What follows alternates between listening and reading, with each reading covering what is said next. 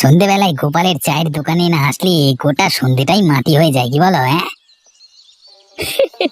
সে আর বলতে, আমাদের গোপাল দাই তো চায়ের কাপে বাঁচিয়ে রেখেছে আমাদের বন্ধুত্ব, না হলে আর সংসারের চাপে কোথায় যেতাম। হ্যাঁ, হ্যাঁ, যা বলেছো। আমরা একসময় ভাবতাম বন্ধুরা কেউ কাউকে ছেড়ে যাবে না, তারপর সংসারের চাপে সবাই নিজের নিজের কাজে ব্যস্ত হয়ে যায়।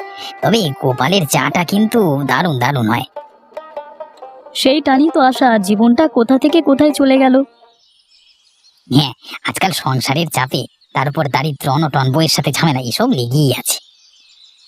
যতই বলো, পুরুষ মানুষেরা দুঃখ কেউ বোঝে না। হ্যাঁ, মেয়েরা সংসারটা তো চালিয়ে নেয়, কিন্তু পুরুষেরা যে পেছন থেকে কতটা ঘাম ঝরায় তার মূল্যটা কি কেউ বোঝে?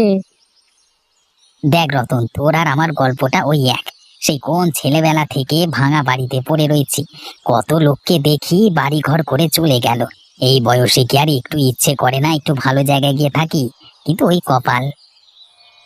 ওই কথায় আছে না, কপালে নাইকো ঘি, ঠকঠকালে হবে কি। বউটা রোজ ঝামেলা করে, বুঝলি তো। সে তো আমারটাও রোজ করে, কি আর করবি বল। আরে তোমরা বসে না থেকে তো কাজ বাজ করতে পারো, বসে বসে স্বপ্ন দেখলে কি আর হবে? তুমি না জেনে জ্ঞান দিচ্ছ কেন? এই মেলা প্যাচ প্যাচ করো না তো। এই যত টাকা দেবো না, আজকে মাথা খারাপ করে দিয়েছে যত সব, চল।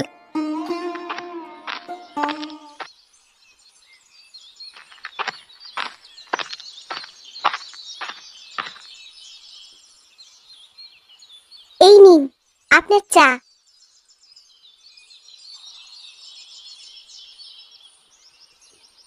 চাটা তো তুমি খুব ভালো বানিয়েছো।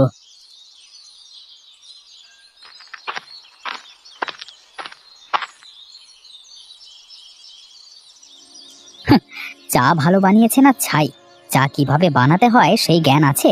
যদি একটু শিক্ষা দীক্ষা নিয়ে আসতে বাপের বাড়ি থেকে, তাহলে ভালো হতো। চুপ কর না পলাশ।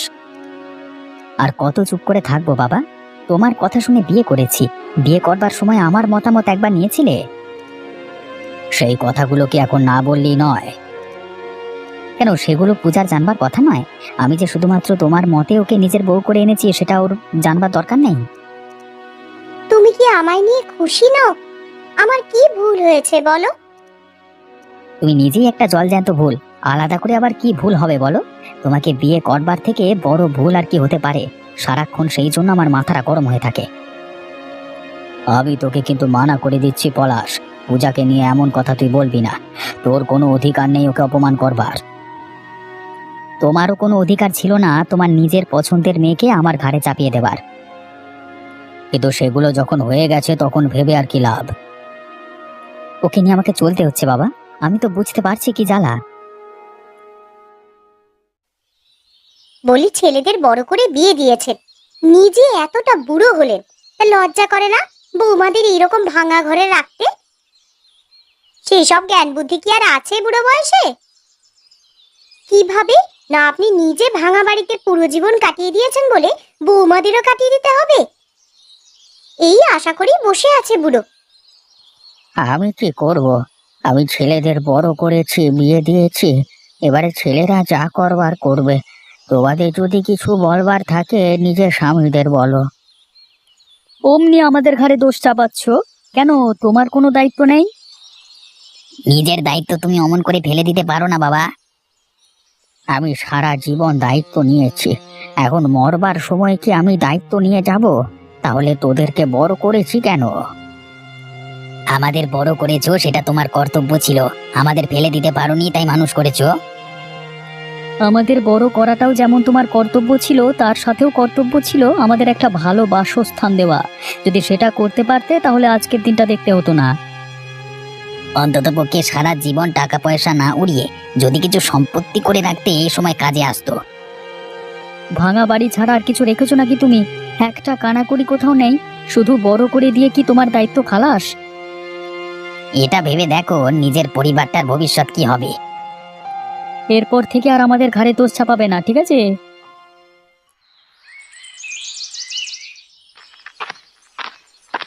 আরে আসুন আসুন অবিনাশ বাবু, তা এত চিন্তিত দেখাচ্ছে কেন?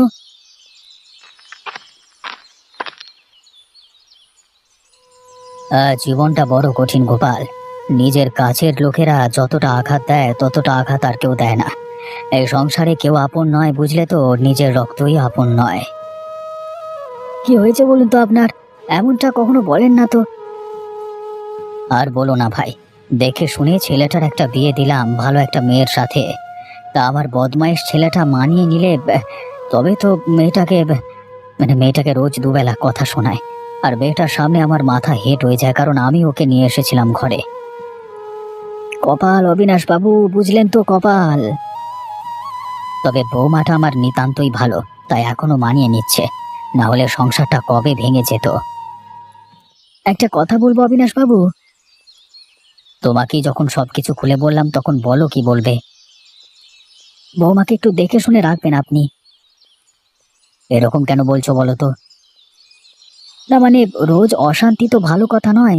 যদি কিছু ভালো মন্দ হয়ে যায় তখন সেই চিন্তাতেই তো রাতে ঘুম আসে না গো। তবে দেখবেন একদিন সব ঠিক হয়ে যাবে। যদি পরমেশ্বরের কৃপা হয় তবে ঠিক হবে। যত তাড়াতাড়ি ঠিক হয় ততই মঙ্গল।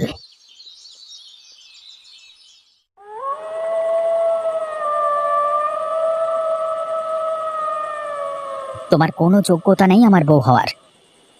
এসব কথা তো তুমি বিয়ের আগেই বলতে পারতে। বলতে পারিনি কারণ বাবা আমার কথা শোনেনি। বাবা তোমাকে আমার বউ করে নিয়ে এসেছে জোর করে। তাহলে কথাগুলো এখন বলে আর কি হবে বলো? দেখো, আমার আর তোমাকে সহ্য হচ্ছে না। কিন্তু বিয়েটা যখন হয়ে গেছে তখন তো সহ্য করতেই হবে, মানিয়ে নিতে হবে আমাদের। দেখবে, চেষ্টা করলে আমরা একটা ভালো জীবন কাটাতে পারবো। সেই চেষ্টাটাই করবার আমার কোনো ইচ্ছে নেই। তাহলে আমার কি হবে? তোমারটা তুমি বুঝে নেবে। কিন্তু আমার প্রতি তোমার তো একটা দায়বদ্ধতা আছে নাকি? সেটা আমি তোমাকে এক্ষুনি বুঝিয়ে দেব। এক্ষুনি বেরিয়ে যাও আমার ঘর থেকে। তুমি আমাকে এমন করে বলতে পারো না। শুধু বলছি না, করে দেখাবো। আমার বাড়ি থেকে বেরিয়ে যাও, এক্ষুনি বেরো।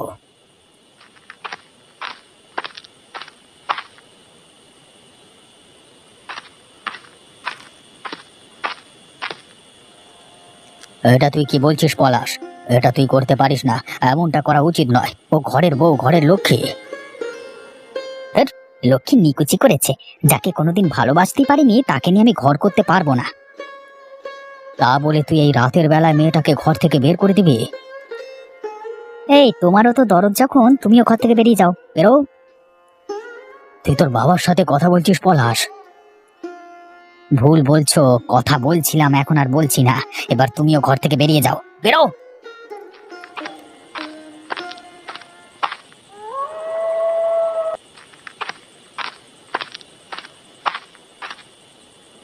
বাবা, তোমার লজ্জা করে না? সারা জীবন আমাদের ভাঙা ঘরে রেখে দিলে। আমাদের কপালে সারা জীবন দুঃখ দিলে বাবা। বাবাও যেমন নিকম্মা, ছেলেগুলো হয়েছে তেমনই নিকম্মা। আমাদের উচিত এই নিকম্মার ধারী শ্বশুরটাকে ঘর থেকে আগে বের করে দেওয়া। তুমি ঠিকই বলেছো ছোট বউ, এইটাকে ঘর থেকে বার করলে তবেই গায়ে জ্বালা জুড়ায়।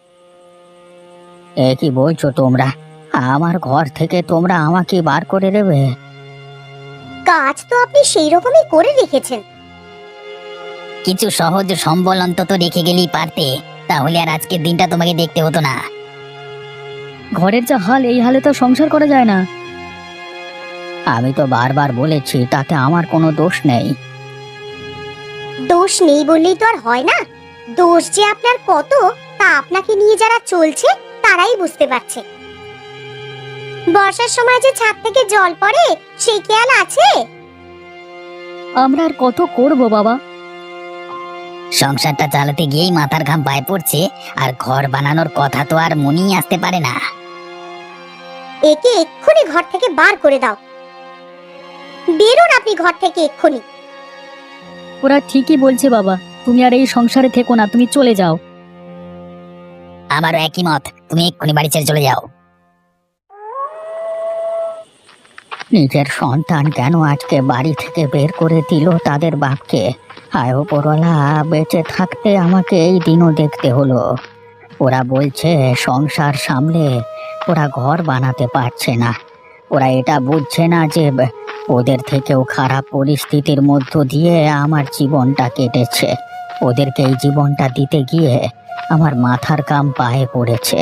এই বয়সে আমি এখন কোথায় যাব?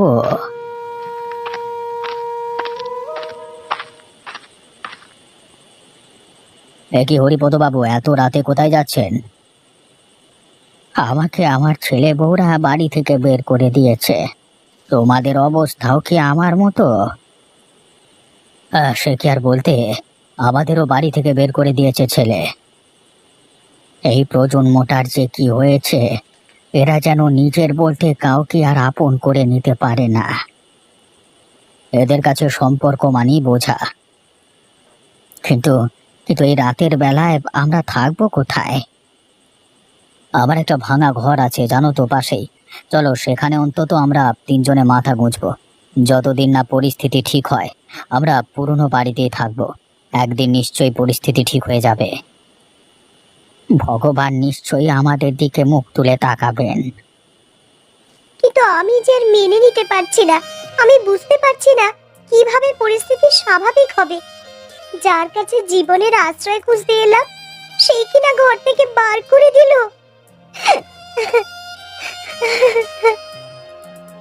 আশা হারিও না মা, একদিন সব ঠিক হবে। দেখো, আমাদের মতো দুঃখিত হরিপদ বাবু, সুতরাং ভরসা রাখো, ভগবান একদিন মুখ তুলে চাইবেন।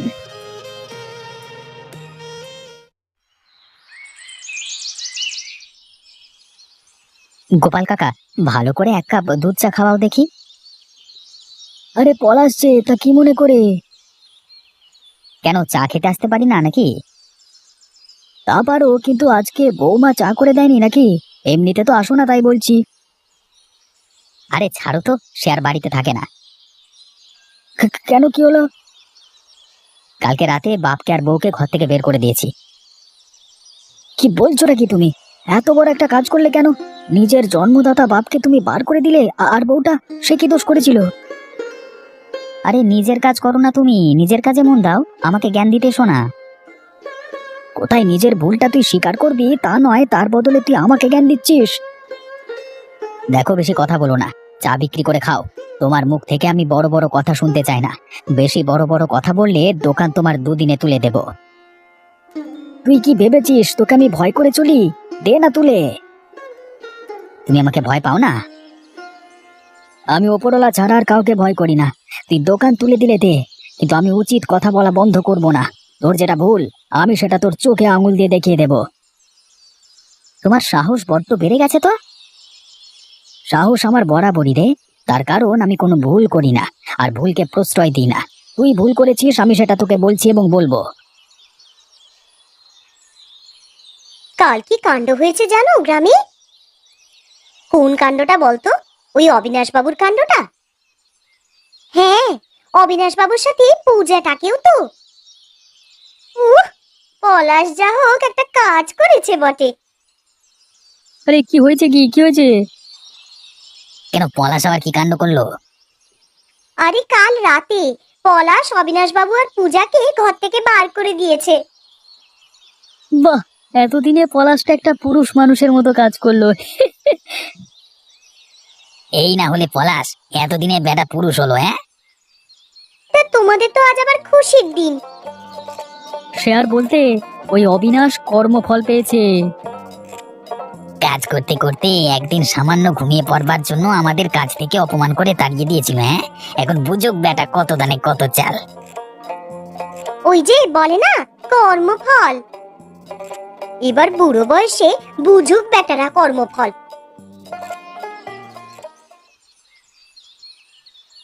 সব ধরনের জীবন বাঁচার একটা আলাদাই আনন্দ আছে কি? জীবনের দুঃখগুলো গ্রহণ করলেও একটা বাঁচবার স্বাদ পাওয়া যায়। তবে আপনাদের বড় অসুবিধা হচ্ছে। আমি তো গরিব ঘরের মেয়ে, আমার অভ্যাস আছে, কিন্তু আপনারা। গরিব বড় লোকের থেকেও বড় হলো ভালোবাসা। যেখানে ভালোবাসা নেই, সম্মান নেই, সেখানে থাকবার চেয়ে এই ভাঙা ঘরে থাকা অনেক সুখের, অনেক শান্তির। পূজা, তুমি চিন্তা করো না, অবিনাশ বাবুর সেবা আমি নিজে করব। আরে না না, আমি এখন কি আর তোমাদের গ্রামের মোড়ল? আমি এখন তোমাদের পরিবারের অংশ। আমরা সবাই এখন এক পরিবার।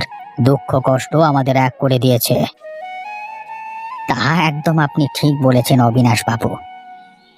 তা আজকে কি রান্না হবে পূজা মা? আপনারা যা খেতে চাইবেন আমি তাই রান্না করব। আমি আজকে বাজারে গিয়ে নিজে মাছ কিনে আনবো। সেই মাছের তরকারি রেঁধো তুমি ভালো করে, কেমন?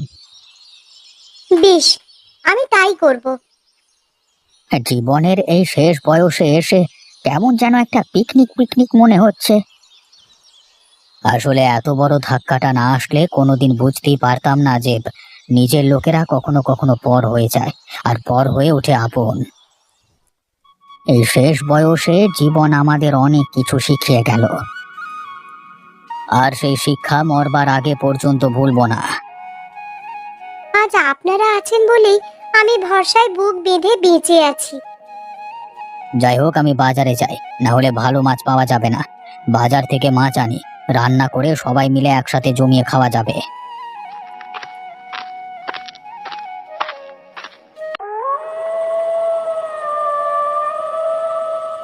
যা বলছি তা ভালো করে শোনো, আমাদের কিন্তু সেই মতো কাজ করতে হবে।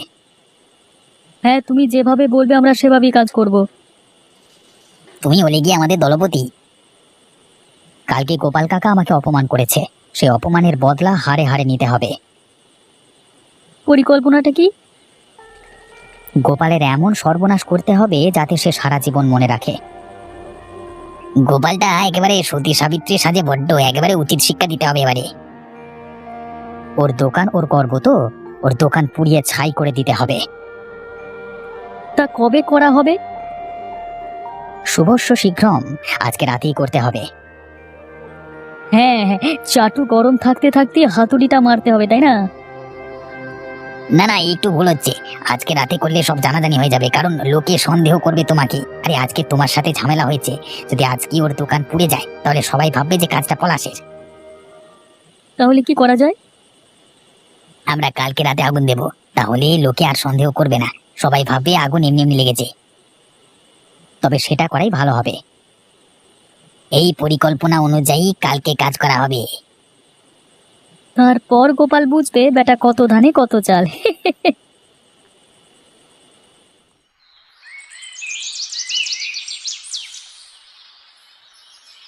বাবু ক্ষমা করবেন, আমরা আপনার কাছে আসতে বাধ্য হলাম। আপনাদের ব্যাপারটা শুনে খুব কষ্ট পেলাম। শেষে কিনা আপনার সাথেও এমনটা হলো। কালকে আমাদের সাথে খুব খারাপ কাণ্ড হয়েছে। কি হয়েছে তোমাদের সাথে?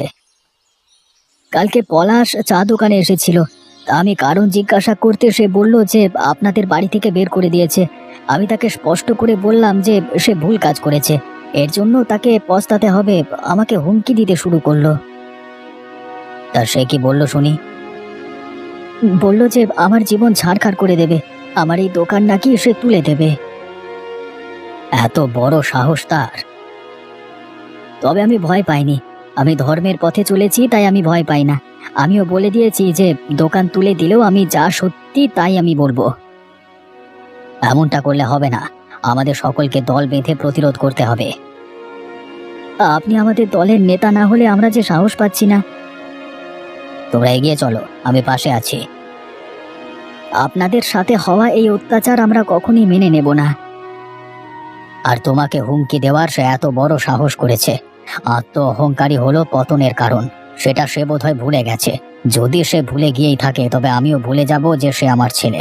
ওকে শাস্তি দেওয়ার জন্য যা করতে হয় আমি তাই করব। আপনার নেতৃত্বে আমরা সমস্ত অপকর্মের বিরুদ্ধে প্রতিরোধ করব। আপনি আমাদের সাহস যোগাবেন। আমাদের সকলকে একজোট হয়ে এগিয়ে যেতে হবে। ভেঙে দেবে একটা দোকান। বাঁশটা এগিয়ে দাও তো। আজকে তো হারে হারে দেখাবো, ভাঙ দোকানটা আজকে, ভেঙে গুড়িয়ে দে সব। আরে আগুনটা লাগাও, আগুনটা লাগাও।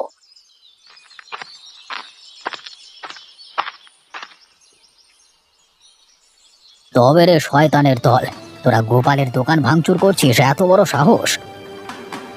আমাদের বাড়ি থেকে বের করে দিয়ে কি ভেবেছিস তোরা পার পেয়ে যাবি? হ্যাঁ, আমরা কি ভয় পেয়ে বসে থাকবো ভেবেছিস?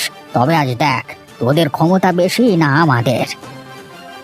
আমরা জমকেও ভয় করি না আর তোদেরকেও ভয় করবো না পলাশ। শোন, ভগবান মাথার উপরে আছেন। তোরা যদি একটু কিছু করেছিস, তোদের সায়স্তা করতে আমাদের এক মুহূর্ত সময় লাগবে না, সাবধান হয়ে যা।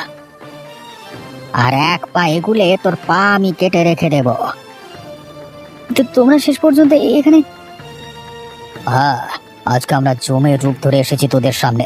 হরিপদ, তুমি দাঁড়িয়ে থেকো না, মারো ওকে। উচিত শিক্ষা দিতে হবে, যদি মেরে ফেলতে হয় মেরে ফেলো। আরে আরে তোমরা শান্ত হও, এমন করছো কেন? আরে শান্ত হয়ে একটু আমার কথাটা তো শোনো। কেউ শান্ত হব না আমরা। আজকে তোদের একদিন কে আমাদের একদিন। আরে একটু শান্ত হয়ে আলোচনা তো করো। শান্ত তখনই হব যখন তোরা আমার কথা শুনে চলবি। ঠিক আছে, আমি ক্ষমা চাইছি। আমরা আর এমন বদমাইশি করব না। আমাদের ক্ষমা করে দিন আপনারা, আমরা এমন ভুল কাজ আর করব না। আপনাদের পায়ে পড়ি, আমাদের ক্ষমা করে দিন।